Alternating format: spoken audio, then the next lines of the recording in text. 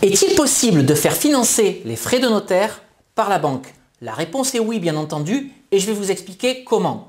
Bonjour à tous, je suis Sébastien, auteur du blog louerencourtedurée.fr. Je vous souhaite la bienvenue dans cette nouvelle vidéo dans laquelle je vais répondre à une question que m'a posée Rumesh, qui m'a écrit dernièrement et qui me demandait quelles étaient mes techniques pour que la banque finance sur chacun de mes projets d'investissement locatif les frais de notaire. La réponse, je vais vous la donner dans cette vidéo. Alors avant que je vous en dise plus et avant que je vous délivre deux techniques, je vous invite à vous abonner gratuitement et librement à ma chaîne YouTube en cliquant sur le bouton abonnez-vous qui est apparu dans cette vidéo. Ça me permettra de vous tenir informé en temps réel de la publication de toutes mes nouvelles vidéos dans lesquelles je partagerai avec vous des conseils, des astuces, des anecdotes et des retours d'expérience autour de l'immobilier et de la location courte durée.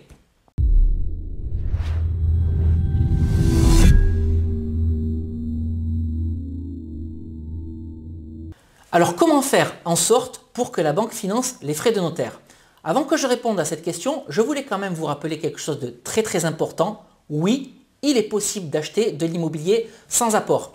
Avec ma compagne, nous l'avons fait à 6 reprises et je suis en train de le refaire sur une opération immobilière que j'ai en cours. Et en fait, lorsque vous empruntez la totalité de votre projet d'investissement locatif auprès de la banque, c'est-à-dire la valeur du bien immobilier, plus les travaux, plus les frais de notaire, on dit qu'on réalise un emprunt à 110%. Alors en fait, 110%, c'est un abus de langage parce qu'en réalité, les frais de notaire ne correspondent entre guillemets que à 8% de la valeur du bien immobilier que vous êtes en train d'acheter. Et en fait, ce que je voulais vous rappeler également dans cette vidéo, c'est que l'assiette de calcul des frais de notaire, elle n'embarque pas la valeur du mobilier restant dans le bien immobilier que vous êtes en train d'acheter et elle n'embarque pas non plus les frais d'agence. Et ce que je voulais également préciser, c'est qu'il est possible de faire financer le mobilier que vous allez mettre à l'intérieur de l'appartement ou de la maison que vous êtes en train d'acheter, mais ça, c'est encore une autre histoire. Alors je reviens au financement des frais de notaire. Si vous souhaitez faire financer les frais de notaire par votre banque, on dit qu'on réalise un emprunt à 110%. Et en fait, il y a deux techniques pour réaliser un emprunt à 110%. La première de ces techniques, c'est d'afficher clairement à la banque que vous souhaitez faire financer le bien immobilier, mais également les frais de notaire. Et la seconde technique, c'est de réaliser un projet acte en main. Alors, je vais commencer dans un premier temps par afficher clairement à la banque le projet à 110%.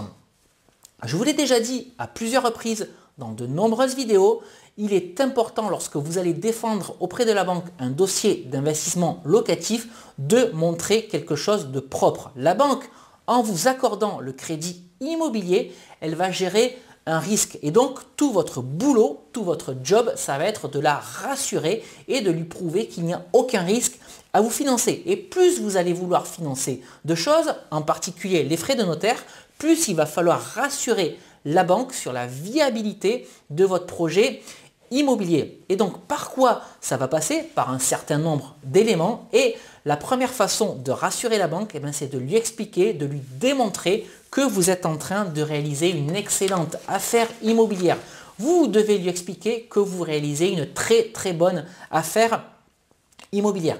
Et pour cela, au moment où vous allez vous retrouver face à votre banquier, au moment où vous allez lui expliquer quel est votre projet, vous devez vanter les atouts et les avantages, de votre investissement locatif. Alors les atouts, ça peut être la localisation, ça peut être la forte demande locative, ça peut être le fait qu'un ravalement de façade a été effectué dernièrement sur l'immeuble, ce qui veut dire que vous n'aurez aucun frais à engager pendant la 10 ou la quinzaine d'années à venir.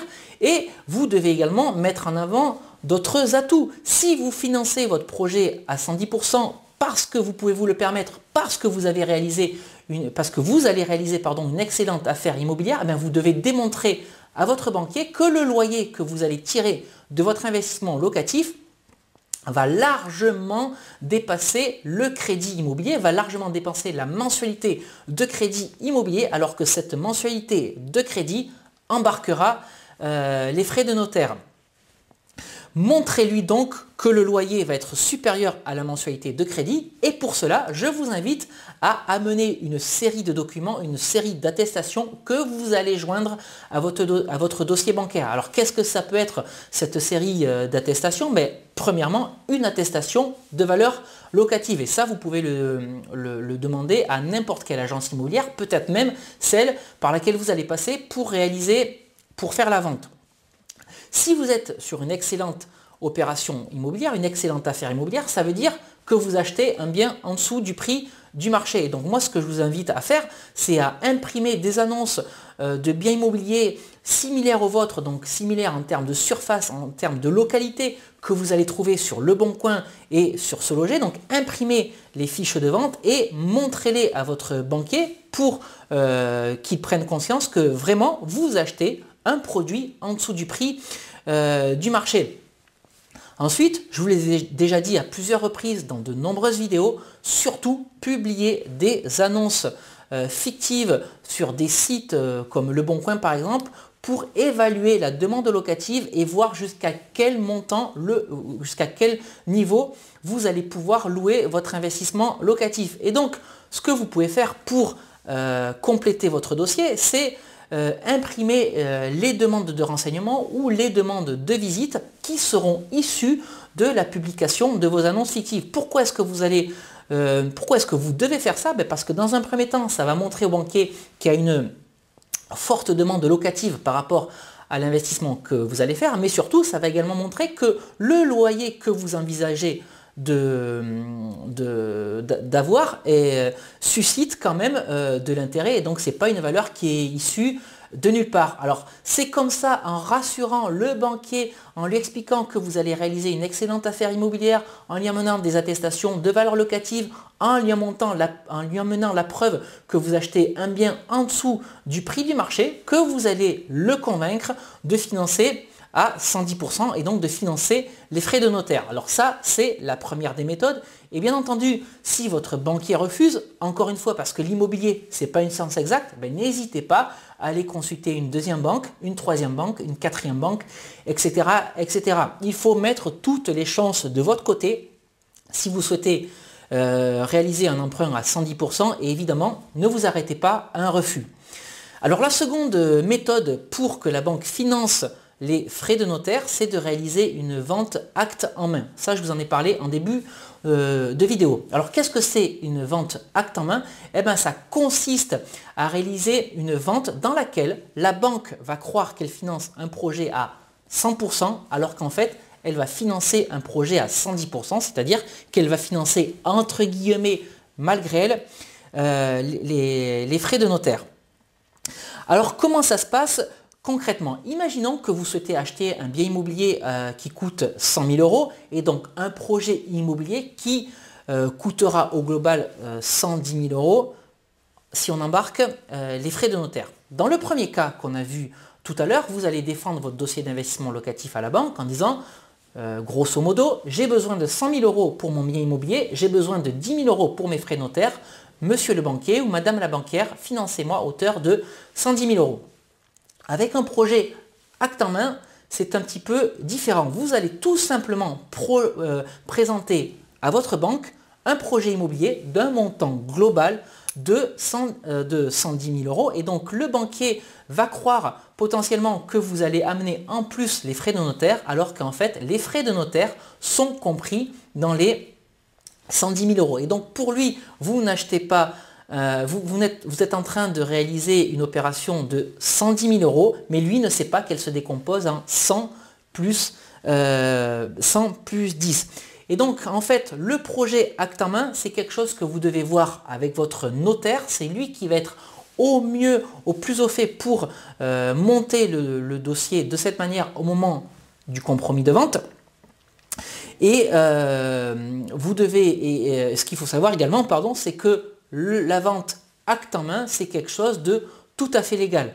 Alors par contre, ce que je voulais quand même rajouter à propos de la vente acte en main, c'est qu'elle ne vous dispense pas d'amener des pièces justificatives auprès de votre banquier, encore une fois, pour lui expliquer que vous êtes en train de réaliser une très bonne opération immobilière. Donc comme je l'ai dit dans la première partie de cette vidéo. N'hésitez pas à me mener des documents qui vont vanter les atouts ou les avantages de l'investissement que vous souhaitez réaliser. N'hésitez pas non plus à mener des attestations de valeur locative. N'hésitez pas non plus à y amener la preuve au travers d'impressions d'appartements ou de maisons qui se situent dans le même quartier ou dans la même ville que votre investissement locatif, mais qui sont bien plus chers que l'achat que vous êtes en train de réaliser, etc., etc. Encore une fois, vous devez rassurer votre banquier. Alors, si vous souhaitez en savoir plus, encore une fois, sur les achats acte en main, parce que ce sont des montages un petit peu particuliers, moi, ce que je vous invite à faire, c'est à vous rapprocher de votre notaire. Mais donc, vous voyez, c'est finalement pas très compliqué de faire financer les frais de notaire par votre banque. Encore une fois, tout va dépendre de la qualité de votre dossier. Que vous alliez clairement chercher un investissement, un prêt immobilier pardon, à 110% ou que vous réalisiez une vente ou un achat acte en main, ce qui va faire la différence, c'est la façon dont vous allez présenter votre projet à votre banquier, parce que l'achat immobilier de 110 000 euros, pour reprendre mon exemple, soit présenté en 110 000 euros ou en 100 000 euros plus 10 000 euros, de toute façon, au global, le projet est de 110 000 euros et donc, encore une fois, votre loyer pour convaincre votre banquier doit être bien supérieur à la mensualité de crédit immobilier. Donc, voilà ce que je voulais partager avec vous aujourd'hui. Voilà la réponse à ta question, Rumesh. Il faut soit présenter un emprunt à 110%, soit effectuer un projet acte en main, mais c'est la qualité du dossier qui va être déterminante et c'est ça qui va faire que la banque va financer les frais de notaire. J'espère que cette vidéo vous aura plu, j'espère que cette vidéo vous aura permis d'apprendre un certain nombre de choses. Si c'est le cas, n'hésitez pas à la liker, n'hésitez pas non plus à la partager, puis n'hésitez pas à m'indiquer dans les commentaires juste en dessous si vous avez réussi à vous faire financer à 110% avec la banque. N'hésitez pas à m'indiquer si vous avez pu le faire, soit en présentant ouvertement votre dossier à la banque en lui disant oui, financez-moi les frais notaires, ou alors si vous avez réalisé des projets acte en main. Alors si vous souhaitez en savoir plus sur l'immobilier et sur la location courte durée, je vous rappelle que vous avez deux possibilités. La première de ces possibilités, c'est de me suivre sur mon blog louerencourtedurée.fr et la seconde de ces possibilités, c'est de vous abonner librement et gratuitement à ma chaîne YouTube en cliquant sur le bouton abonnez-vous qui va apparaître dans cette vidéo. Et puis avant de vous quitter, je voulais vous rappeler que j'ai rédigé deux e-books que vous pouvez télécharger gratuitement dans cette vidéo en cliquant sur les deux vignettes qui sont apparues à l'intérieur de cette vidéo si vous vous trouvez dans un navigateur internet. Et puis si vous regardez cette vidéo à partir de YouTube ou d'un appareil mobile, je vous mets les liens de téléchargement dans la description juste en dessous de cette vidéo ou sur le petit i qui va apparaître en haut à droite de la fenêtre de cette vidéo. Alors de quoi parlent ces deux e-books? Le premier de ces e-books s'appelle Convaincre la banque, mode d'emploi.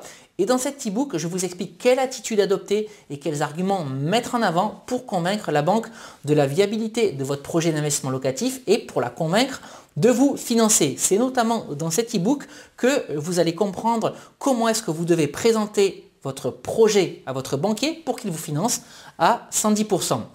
Et le second e-book que j'ai rédigé s'appelle Doubler son salaire avec la location courte durée. Et dans cet e-book, vous allez comprendre pourquoi la rentabilité explosive de la location courte durée va vous permettre de vous créer une rente ou un complément de revenus. Voilà tout ce que j'avais à partager avec vous aujourd'hui. Retenez bien ça, il n'y a vraiment pas de remède miracle. C'est avant tout la qualité de votre dossier, c'est la façon dont vous allez présenter vos éléments à la banque qui vont faire en sorte qu'elle va vous financer à hauteur de 110% et qui va faire en sorte qu'elle va financer vos frais de notaire. Voilà, retenez bien ça. On se dit à très vite pour une nouvelle vidéo sur louerencourtedurée.fr. Ciao!